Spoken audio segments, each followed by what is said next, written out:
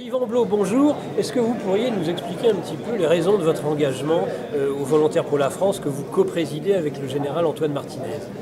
Bonjour Nicolas Stocker. Oui, je co-préside Volontaires pour la France parce que depuis toujours j'ai été un patriote français. Mon père était résistant pendant la guerre, il a combattu dans les réseaux de résistance contre les nazis.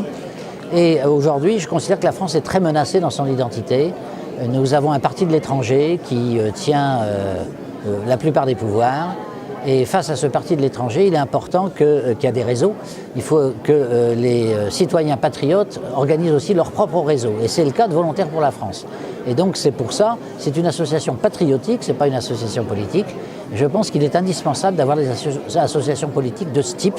D'ailleurs, j'en ai vu fonctionner aussi en Russie, et c'est un bon modèle pour nous. Donc si je comprends bien, Yvan Blot, vous voulez mettre votre expérience, à la fois politique, professionnelle, au service des Volontaires pour la France. Tout à fait. Je pense que je peux peut-être apporter des choses parce que je suis un spécialiste de sciences politiques. Je suis consultant en sciences politiques maintenant. Ensuite, je me suis beaucoup occupé de lutte antiterroriste. Donc ça touche vraiment la survie de la nation. J'ai fait de la politique, donc j'ai été député. Et je pense qu'effectivement,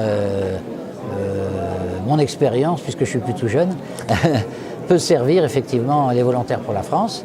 À constituer donc ces réseaux d'influence qui ont pour but effectivement de faire en sorte que les patriotes se connaissent entre eux, qu'ils puissent aussi se former à la réflexion sur la situation actuelle, voir où sont les dangers et voir comment on peut aider la France effectivement à sauvegarder son identité.